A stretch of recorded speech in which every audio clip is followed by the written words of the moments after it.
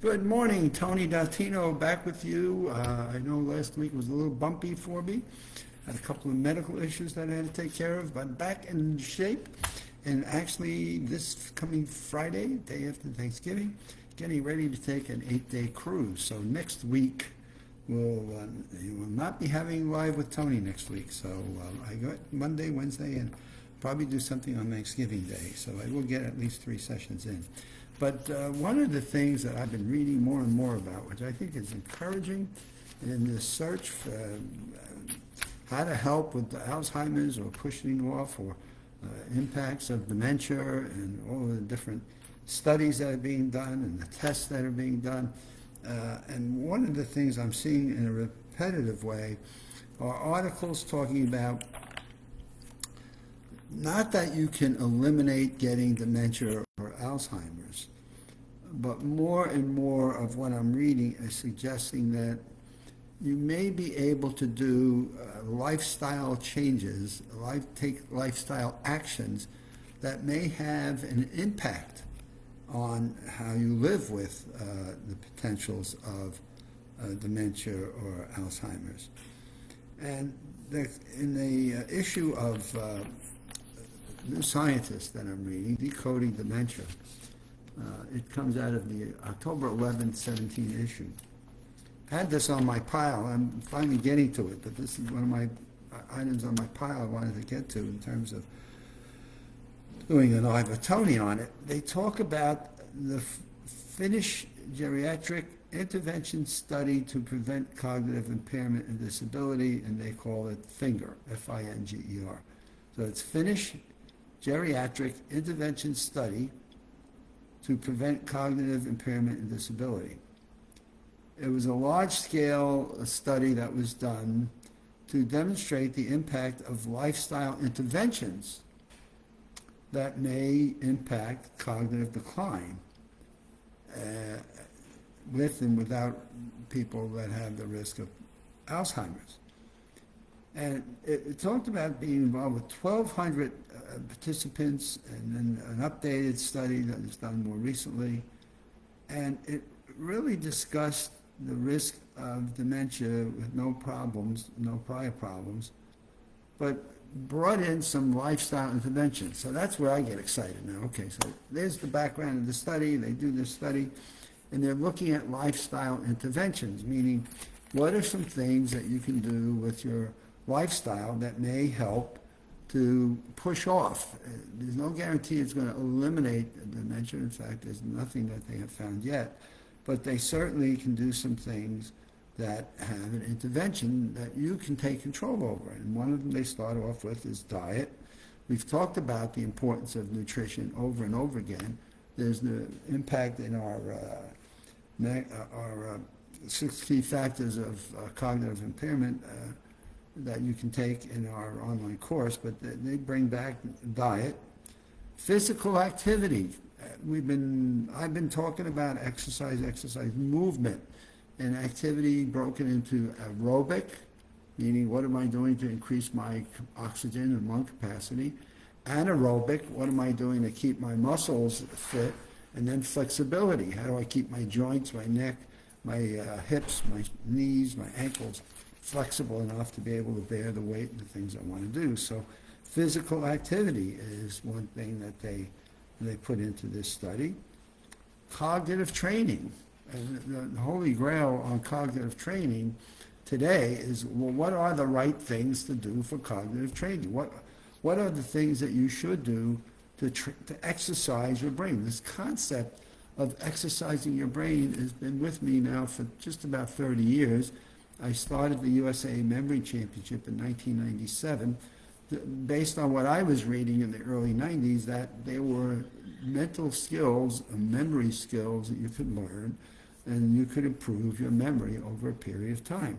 Well, I'm almost at this for 30 years, and I can certainly tell you from the mental athletes that have competed in the USA Memory Championship for 26 years, there is clearly a difference in their lives and how they go about living their lives. And so you don't even need to be a winner of the USA Memory Championship. You have to be able to understand the lifestyle changes that you can make in practicing a series of memory skills. which we define in our maximum memory mastery course. So there are elements that you can introduce into your life of how to remember things that you can then practice, and it's like exercising your brain. It's like putting some dumbbells into your head and then putting those dumbbells to work by utilizing your mental capacities, your cognitive functions. And so they discuss in this article these interventions that included your diet, nutrition, your physical exercise activities, cognitive training, and this one keeps coming up recently more and more, as your blood pressure monitoring. So not only do you worry about your heart when it comes to blood pressure, but obviously the oxygen going to your brain is where you're extracting the oxygen you need for your mental thinking. So blood pressure is showing up, and it does make sense when you realize that the blood that flows through your brain is giving the brain the oxygen it needs to operate. So you continue to see this link between cardio and mental, your cardiology and your neuroscience, your neurobiology, and what goes on in your brain. And then the control group only got to do regular health advice. So there's this difference of what you did with the control group and what you did with the people that were in this study. And then when the study's done, they start to compare what happens with their cognitive results. And I really found that this was very, very interesting. I should have underlined it because what I am looking for is the data that they came back with on this study. What we can say is that the lifestyle interventions, so now here's the conclusion of the study, seem to affect the resilience of the brain to dementia and possibly Alzheimer's pathology. Whether to date, if and when either arises. So if it arises or not arises, the intervention seemed to have had a positive impact. The likelihood that they delay when you get symptoms in the face of the pathology means that some people will die even before they get the symptoms. So what they were able to discover in the study is by going through this intervention of exercise, physical exercise, cognitive training, blood pressure monitoring, flexibility, nutrition, pushed off, it said the total average improvement of the intervention group was 25% greater than the control group. On top of that, we saw the control group had a 30% higher risk of cognitive decline. I don't know that you need much more. I mean, whether you're in a control group or not, like I say to people, you know what?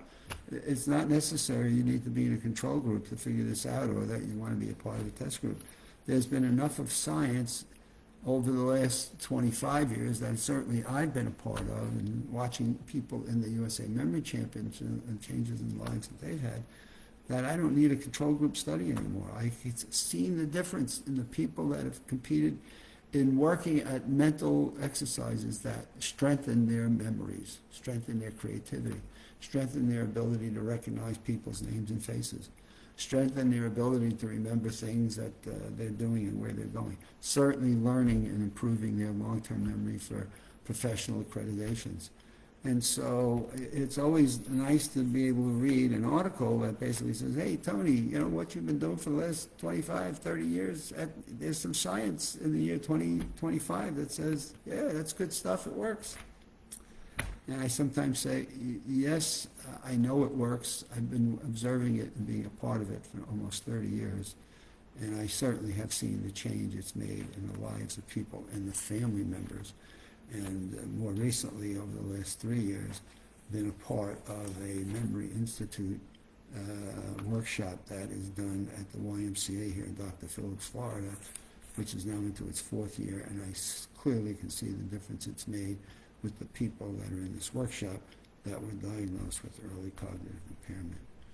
And it's sad that we still go around in circles on some of this stuff and we don't get right with it, because this is life-changing impacts on those that are in those early stages, but equally important, those family members that want to be able to help, that want to be able to do something. And that is my Live with Tony for Monday. It's great to be back, and I'll see you again here on Wednesday.